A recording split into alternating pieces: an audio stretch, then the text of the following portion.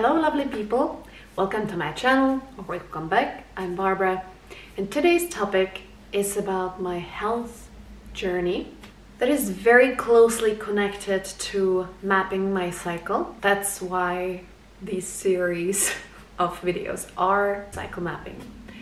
Why is it cycle mapping and why is it tied to the health? As I mentioned in some of my videos, maybe this is the first time you'll see any of my video, but if you've seen some of my videos that I posted, I've been talking about the vitals that are recognized as a health in women. And one of the vitals that shows, like if you're healthy and if you're well, is your menstruation cycle. It is already and finally recognized by the scientific community, and it's been researched quite for some time. Finally, there is still common knowledge missing, and that's one of the reasons why I'm making these videos, because I just wanted to inform as many people as possible, especially women but also men, to know more about the cycle and how it affects everything in our lives. The thing is that if you are not on birth control, then everything is really it circles around the cycle and how we are changing, how our body is changing, how our hormones are changing throughout the month, and how our body reacts differently, our mind reacts differently. It's all interconnected, and it's very beneficial actually to know about it and to know as much as possible about it. Even the basics will be still better than nothing. Most of us, we've been taught about the menstruation and ovulation phase, but that's it. And there's two other phases in our cycle, which is the follicular and luteal, and they're both very different. The luteal phase is the longest one and the ovulation is the shortest one. Once you start going down the rabbit hole of the woman's cycle, you're preparing yourself for a ride, and it's very interesting to see how much it affects our lives and our well-being and everything actually. And the more we go with the flow and the more we go without the resistance of trying to be something that we're not physically, even like that's the thing. It's like we are physically different than men. Men's bodies and women's bodies are very different. They have different, not only physique, but also different hormones that are, flowing in our body. And this harmony in the body of the hormones happens very easily actually. Not as easily. Let's say like the body is amazing and it's doing the best it can for as long as it can usually to stay as balanced as possible. But the problem is nowadays with all the chemicals that are everywhere, not only in our air and soil and water, in our body, in our food, everywhere, it's very difficult to maintain the balance that is necessary for the health, specifically for women's health. The thing is that men are affected by the chemicals and like the bad environment as well, but not as much as women. And that's why I've been mapping my cycle and watching what changes I can do. I can like make myself if I start focusing rather than on losing weight and dieting and getting myself into all the craziness of the dieting world. It's very hard to avoid, especially for women, and start focusing on the more important part of our life, which is the well-being and the health, and then the overall health, which is body, mind, and spirit. It's really like it's the triangle. If we focus on only one or two aspects of our well-being, we're not gonna be well, because there's that one aspect missing. And we are spiritual beings with physical body and experiences and the mental connection, and so it's really important to take everything into consideration and start living such as we are the spiritual beings in the physical body, in the physical world that are experiencing. What's really interesting, I don't know if you've known about it, but our brain actually doesn't really differentiate much between the dream and the reality. Pretty messed up in a way. But if we know that and we can take it to our advantage, we can actually use that tool that our brain is. If we live according to only our brain, that it's like trying to make stuff up and trying to understand something, we're gonna be setting ourselves for big difficulties, I would say. Since I started actually this journey a couple years ago, just crazy, wow, I can't believe it. But yes, it's been 2 years ago. I just thought that it would be kind of cool to reflect on what I've learned in these past 2 years. It's really incredible that it's been 2 years, like time flies. I just can't believe that it really happened 2 years ago. I can just tell you the little story behind. I was pretty overweight, not very comfortable at all, because I gained a lot of weight when I lived in US. First I gained about 15 to 20 pounds, and then I gained another, I believe 45 pounds or something like that during my pregnancy. And I was trying with the yo-yo dieting, basically, with all the different diets, you name it, I tried it pretty much, lose the weight. And I did lose some weight. I usually got to the point when I was 75 kilos, which is, I don't know how many pounds, but I'm gonna put it here in the comment. Every time when I got to that point, and I got to that point 3 times actually in the past 7 years, I lost the weight, but as soon as I stopped eating the diet that I was on, I gained it all back. Not the 2 times, like the one time I gained it all back, and it was very frustrating, the least to say, and super demotivating, of course. If you've experienced this, you totally know what I'm talking about. If you haven't, you don't, and you will not know. But it's super, super frustrating, especially when everybody around you is telling you, like, that's the fitness industry, that's just simple. Calories in, calories out. Just eat less calories, move more, and you're gonna lose the weight. Well, let me put it this way. First of all, I've been dealing with emotional eating for many, many years, and that was very important issues that I had to take care of first. When you are an emotional eater, that's basically addiction. It's really easy for, let's say, alcoholics or drug addicts to remove from their life what is not good for them, which is, you know, get rid of the alcohol, get rid of the drugs, and you're gonna be somewhat okay. You're probably gonna exchange your addiction for another addiction, which is probably less harmful, but it's still challenging. If you're a food addict, and I believe if we look around, there's more and more and more and more people who are addicted to food nowadays. It's very difficult, truly, it's really difficult to get that under control and manage and somehow maintain, because food is everywhere and we have to eat. That's it, like, you have to eat every day, otherwise you're gonna die, unless you're a breatharian and it works for you not to eat, but I don't think that majority of people are breatharians, if you heard about them. The issue remains that we have to eat, and if you're a food addict, it's really, really challenging to be constantly reminded, basically, that you don't have control over that. It's very frustrating, and when you're frustrated, then you eat. When you're stressed out, you eat. When you're bored, you eat. There is so many different ways that are showing in the food addiction. 2 years ago, when I finally got to the point when I was like, okay, I'm done with diets because they're not working for me, because they're not sustainable, and I'm just like, I get to a point when I lose the weight, but as soon as I start eating some carbs or something, I gain it all back. Like, that doesn't make any sense. It's insanity. I'm just like repeating the same pattern over and over again, and it's just like frustrating.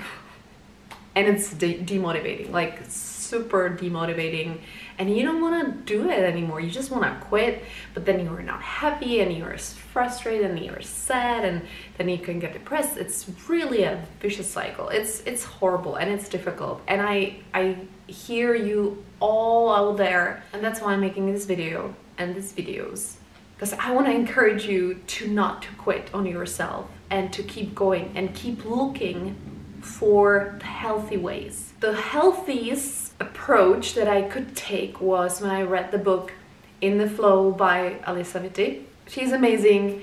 I highly recommend this book. It's really, really great information for each and every woman that is out there, because it talks about our body and our mind in very scientific and holistic way. So that's very good, and I feel like very wholesome approach to health and well-being. As I started really watching my cycle and how it's repeating and what's repeating, how the patterns are repeating, and how am I reacting in certain phases of my cycle, and that certain food is really supporting me and making me feel better in certain phases of my period, and some are not, and it's really about tweaking and adjusting to my own body and my own journey. That's it. There is nothing universal that is going to work for everybody. It's just not. As in Ayurveda says, what's one person's poison can be one person's remedy. And it's true, because we have different metabolism, we have different body type, our bodies work differently. It's because it's all also connected to how our brain is working, how we are able to work with stress, how we are approaching situations in our life and the stress. Everything is very unique for each person, and so every person has to find their own way. Of course, there are certain universal things that can be modified, and that's what Alisa Vitti is talking about in her book, and also that's what I've experienced myself, and that's what I've been actively practicing and tweaking and observing and trying. And here I am 2 years later. I am some kilos lighter and I am finally feeling like there's another very big piece that is, you know, like the puzzle piece that I have been missing, that just happened in the past month. So if you've never heard about Rapid Transformational Therapy by Marissa Peer, look it up. I highly recommend it. I've been following Marissa Peer for quite some time actually, and I just couldn't afford to do her therapy, which I think that like the training costs around $7,000, and I just didn't have that money to do it. I also didn't have that much money because I live in Czech Republic, and we have different income and different resources here in Czech compared to the Western incomes, and therefore I was like, okay, I'm gonna wait for somebody who can do the therapy with me. And it manifested, it happened. So everything, all our dreams can come true if we pursue them and if we set some goals and some dreams in front of us, of course. And last year I was taking pictures of this one young woman, and she happened to actually study the RTT therapy, and we agreed that we're gonna do exchange, the barter of our services. So I took some more pictures of her that I retouched for her, and then she agreed that she's gonna do the therapy, the hypnotherapy for me. She didn't have time until January, so finally January came and we did the therapy. And now I've been listening to the hypnotherapy that she recorded for me after our session for, I believe it's almost 3 weeks now. I must say that it's amazing how much it's changing me internally, because it's like reprogramming some old programs that are no longer working, and I just want to replace them with some new ones that are working for me better. And that's why hypnotherapy is so fast and easy actually, because like it accesses the very deep habits and our programs that we created when we were probably little tiny kids, babies, sometimes kids, it doesn't matter, but like we were little. And those programs, they determined our success, our behavior, our reactions, especially when we are on autopilot, which we are a lot of times of the days. So when we are not well, when we are stressed out, when we're not, like in control, let's say, we go into those habits and reactions because they are so inhabited. They're so deep in our subconscious there. And most of our reactions are subconscious reactions. Even though we wanted to change something in our consciousness, and we have to actually bring stuff from the subconsciousness to our consciousness to be able to change something, but it's not so easy just to like tell yourself like, oh, I'm gonna be happy now, and I'm not gonna be miserable, I'm not gonna be stressed out. First of all, the negative doesn't work like that, because like every time when we say anything, it's kind of like a command to the universe in a way. Luckily, the negative is not so strong as the positive. It's like a vibration, magnetic field that we're, creating, resonating. It's just like a resonance that it's coming from our body, and that's what we are receiving, and we're just like creating this flow. It comes and goes. It's like breathing. You cannot just like keep breathing in and breathing out. You have to breathe in and breathe out. You're doing it automatically. There is no way that we can stop that. We would stop living. It comes down to like, that's the basic survival thing. We need to breathe. Really. Like if we don't breathe, we're just gonna die very quickly. We can be without food for many days. We can be without water for, I think, up to a week or something before we die of dehydration. It depends on the person, but more or less. But we cannot be without air for more than a few minutes. Like you can train yourself to be without air for a few minutes, but that's it. It all comes down again to also breathing. Breathing is a very good tool to just like manage the stress and just like go deeper into our subconsciousness, which you can do with a therapist that can do the transformational hypnotherapy. My biggest issue was lately that I kept coming to the same kind of like a roadblock when I realized that no matter what I do, I just sabotage myself to exercise. It was very frustrating. I was like, what am I doing? Why am I sabotaging myself? It doesn't make any sense. I like movement. I like to, be active and be flexible and be able to do movement. I would just like do some challenge, and I would just like exercise for a month or so, and then I would stop. I would get sick or something, and I would stop for weeks or months.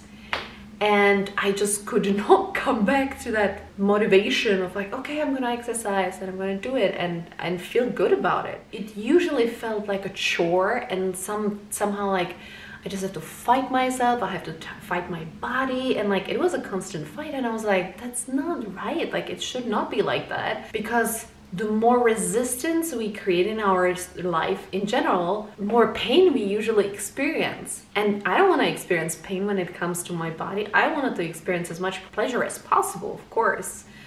And so I was like, okay, I gotta do this therapy, this hypnotherapy, and find out why I'm blocking the exercise. In simple way and short version, it came down to that I had this molesting teacher when I was little. When I was playing recorder, and he was really molesting me and my friend in a class. And because we were 8 years old and we didn't really understand that it's not okay and he should not be doing that, he was kissing us and touching us. And luckily there wasn't really like, it was like a French kissing, it wasn't just like like a kiss, but it was just like real deep throat French kissing. But I kind of like blocked it all out. In this hypnotherapy, I came to this event when I had a conclusion as a child that it's not safe to be seen, to be visible. So I just became invisible with the extra fat that I was putting around myself. That's just one of the way to do it, basically. And so I did it for many, many, many years. It was just, it's crazy how long it took me to really take the courage, I guess, or something. I don't know, like I was prepared finally, and I was like, okay, I want to deal with this, and I want to stop reliving this trauma that happened to me, because it's no longer me. I'm somewhere else. Like, I'm just like 30 years later, I am in a completely different spot, and I don't have to relive this trauma that happened. And this trauma does not define me. So it was a very conscious decision, and I was like, okay, I'm ready. I'm done with this nonsense. It doesn't serve me anymore. It's actually making me super frustrated and unhappy and not well. And I'm choosing to change this. I did, and I'm changing it. It's still a process, but it's the same thing with the emotional eating. I was actually listening to Marissa Peer's hypnotherapy about stopping the emotional eating. And I must say that I don't want to say like I'm healed, because it's still a process, it's still a journey, but I don't do that pretty much at all. Maybe I catch myself if I'm really drained, if I don't have any energy, if I don't have any mental capacity to deal with stress in my life, which doesn't happen very often, like seriously, because I've been meditating, I've been taking good care of myself, food-wise and everything else. I catch myself if I have a tendency to do it, and I'm like, oh, I see, there are some uncomfortable feelings that you don't want to deal with, so you're trying to reach out for some food. But I stop myself, and I no longer do it, really.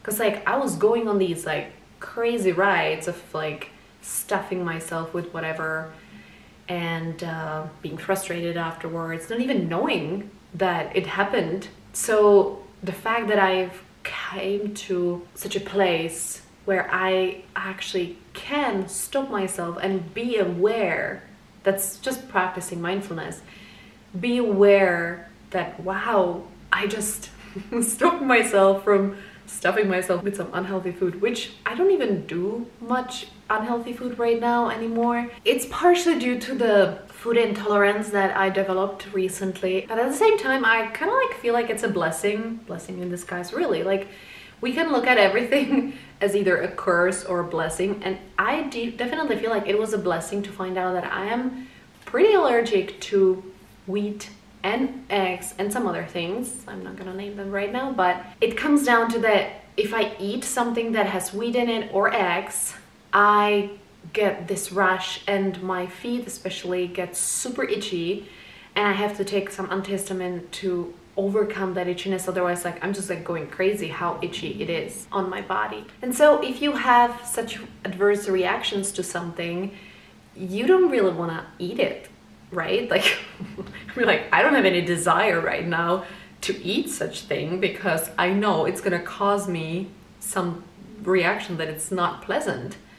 And so in a way, it's actually reprogramming and training my brain to take this like food, whatever, as like, oh, okay, this is not good for me. This is not doing it for me, so I'm not gonna eat that. And then it's not a struggle. It's not that I'm like, oh, I would like to eat that, but I can or I shouldn't because it's not good for me or it's not healthy or whatever. It's actually pretty easy and pretty simple at that point. It's like, okay, I had a very bad reaction after eating it, so no, thank you. I'm good. I'm just gonna eat something else that it's not gonna do that. I was literally praying for some help with the eating and how to stop myself to eat something that is not good for me, and this came. So I was like, oh, okay, I guess like my body is super wise and it's like reacting to certain things that are not great for me. It could also happen because I had COVID 2 years ago and I lost the sense of taste and smell for almost 2 years, and it was coming back very, very slowly, and it was not nice, and a lot of things were tasting super weird or nasty and smelled super nasty and weird. So I don't do that either now. Like, whatever still smells pretty bad to me, I just don't eat. But it's almost back to normal, like 95%. It just like feels like those puzzle pieces are finally coming together. I'm getting more and more broader picture of like what's working for me, what's not working for me. My body is finally getting to a place where it feels so much more healthier and so much more calm, and it doesn't have that stress reaction as much because I'm not stressing it as much. And I started exercising and I started going for walks more often, and I'm so grateful because it feels amazing. It truly transformed me. Like the hypnotherapy is transforming me still, but I already feel like the transformation that is taking place because I feel excited to go exercise. I feel excited to go for a walk, even if it's not nice weather outside. I don't care. I'm like, oh, it's drizzling a little bit, whatever. I'm gonna go for a walk because I feel amazing even when I'm walking, and I'm feeling good afterwards because I feel accomplished. I feel that accomplishment, like, okay, I did it. I did this for myself because I love myself. This is me loving me. And it just like, you know, like it just changed me completely. I feel so blessed and so happy and so excited because this is amazing. It's groundbreaking, really. Like it's just, I cannot recommend the rapid transformational therapy enough because it changes instantly. Like maybe not in that one session, maybe you need 2 sessions and listening to the recording, but it's amazingly fast. If you think about like how long just like the, you know, like the Western therapy takes place, like it usually, like people are going to therapy for years and nothing changes. That's not, like I just like feel like it's a struggle. Like why are we doing this to ourselves? If there is something that is so instant, and I'm not talking about like shortcuts. In a way it might be a shortcut, but you still have to get to a place where you feel ready for it and you say yes to it, and you have to find the right person to do the therapy with, of course, because we are not gonna be self-disciplined to do it ourselves. The general recording helps to some extent, but we really thrive and make better changes and faster changes usually with very personalized recording of the hypnotherapy. So I definitely super recommend you to go find somebody who can do this transformational therapy with you. I can tell you it changed my life, and I'm definitely gonna be using this form of therapy with my clients as well because it's just amazing. It's available. I don't want to say it's easy. It's kind of simple, but it's not so easy because some people are more open to changes than others. Again, I'm saying it's about being ready, being open to that change and really welcome it. I must say that after 2 years of my self-discovery and mapping my cycle, I can say that I'm in so much better place 2 years later. I'm in so much more healthier place than I was 2 years ago, mentally, physically, and emotionally. And I cannot be more grateful for this journey because it's making me excited and it's making me to want to share with it as many people as possible. I'm gonna be preparing a course for women in English about stopping emotional eating. I did it last year for Czech women, and it was a very great course, and it was very helpful to see what works, what doesn't work, what needs to be tweaked. I'm also gonna be preparing women's circles in a few months. I'm still kind of like letting it sink and letting it stir certain things still there. It's still not ready yet, but it's gonna be. And when it's gonna be ready, I'm gonna start doing not only just like evening few hours meetings, but I'm also gonna be like retreats for women. I'm super excited about it because those meetings for women are so transformational and so needed and so supportive and so loving, and like there's so much care and support that women need to be able to take care of themselves because they're taking care of everybody all the time. That's what we are taught. That's the kind of like default programming that we have from the society, and it's so necessary to take care of ourselves, to be able to provide, to be able to be there for others, and to be able to really truly be kind Because if we're not kind and loving towards ourselves, we cannot be loving and kind towards anybody else, or to the extent that we are to ourselves. And I'm super grateful that I'm in that space where I'm finally finding that self-love, and I'm loving myself enough that I not only eat healthy and I exercise and move my body, but I'm also practicing, mindfulness and meditation to be able to work with my mental health and be well as well. Thank you so much for watching my video. If you like this video, please give it a thumbs up. Also, you can subscribe to my channel if you haven't yet.